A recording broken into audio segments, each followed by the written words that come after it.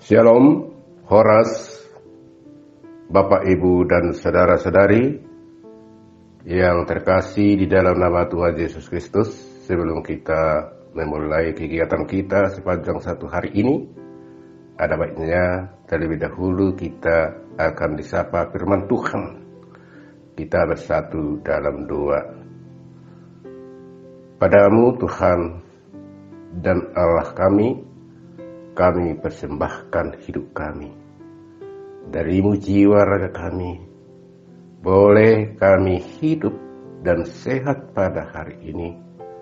Hanya dalam-Mu kami teduh. Pada pagi hari ini, kami ingin akan disapa oleh firman-Mu.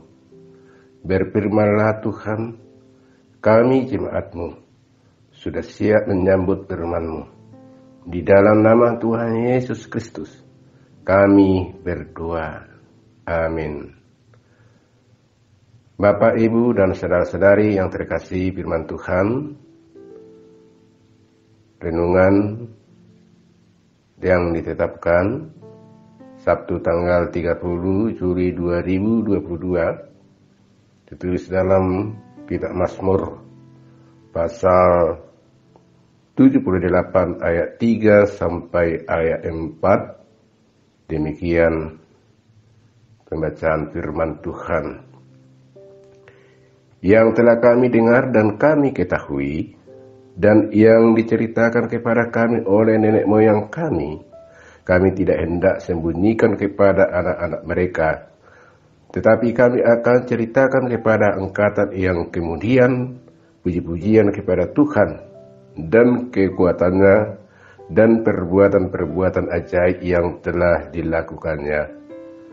Dalam terjemahan bahasa Batak akan namu tabigi jara na itaboto doho na pinajojor ni aka uputa tuhita dang poso ota dua anak nasida tusuduk na sikat sugut bari tahunot tado aka puji-pujian di Jehovah rodi haguguna do halongangan aka nabi nahennai.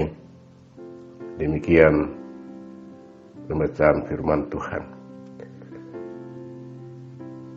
Bapak, Ibu, dan saudara-saudari yang terkasih, topik dari nas ini, beritakanlah Tuhan. Beritakanlah Tuhan. Panggilan dan pengutusan adalah merupakan sendi-sendi hakiki gereja. Kedua sendi itu menyangkut hati, nurani, dan spiritual yang merupakan landasan utama keberadaan gereja. Jadi tanpa panggilan dan pengutusan, gereja hanyalah merupakan lembaga permasyarakatan atau lembaga sosial belaka yang didirikan di atas prakasa orang.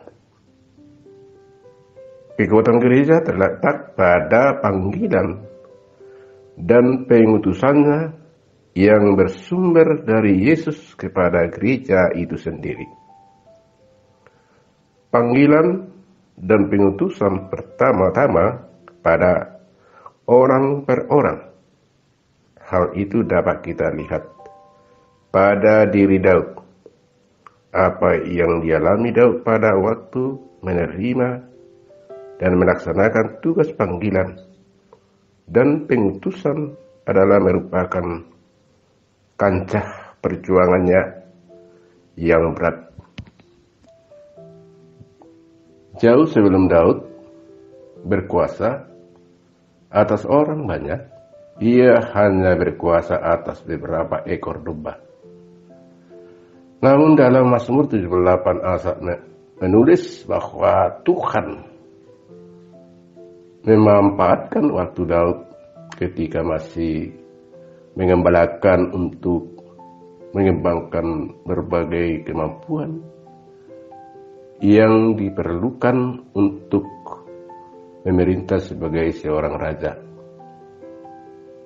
Sebelum Daud melindungi sebuah kerajaan, Tuhan mengajarkannya keberanian dengan melindungi domba-dombanya. Tuhan tidak menunjuk Daud sebagai kapten tentara Israel sampai ia mempelajari kesabaran dan karakter. Mirip dengan Daud, Tuhan menggunakan keadaan sehari-hari dalam hidup Bapak, Ibu, dan saudara-saudari untuk menyiapkan kita untuk berbagai tanggung jawab di masa depan. Bapak, Ibu, dan saudara-saudari mungkin merasa Bapak, Ibu, saudara-saudari sudah siap melakukan segalanya.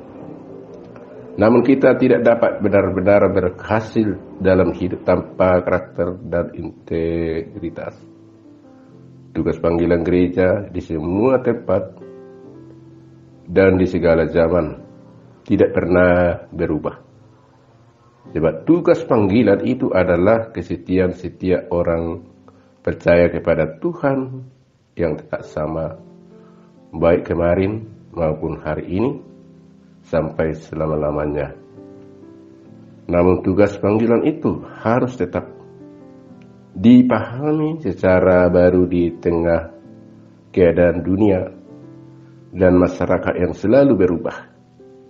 Titik tolak dalam memasuki masa depan adalah kepercayaan bahwa kerajaan Allah telah dan sedang serta akan datang, dan perspektif langit baru dan bumi baru di mana terdapat kebenaran yang akan tiba pada hari Tuhan. 2 Petrus 3 ayat 12-18. Firman Tuhan mengingatkan semua yang tetap setia kepada Allah dan tunduk kepada firman-Nya untuk tetap tekun dan sabar dalam penderitaan oleh karena kebenaran dan bahkan sampai dianiaya sekalipun. Kita harus setia kepada Injil yang benar dan hamba Allah yang memberitakan Injilnya dengan benar. Firman Allah yang tertulis harus menjadi pedoman tertinggi dalam kebenaran dan kelakuan kita. Maka dengan hal itu beritakanlah firman Tuhan. Amin. Kita bersatu dalam doa. Tuhan, pimpin langkah kami setiap hari ketika kami berjalan, ketika kami bekerja. Kami senantiasa menyadari bahwa tanpa Tuhan kami tidak dapat berbuat apa-apa. Kami selalu percaya bahwa Engkau mempunyai banyak cara untuk memberkati kami. Berkati dan lindungilah kami, ya Tuhan. Amin.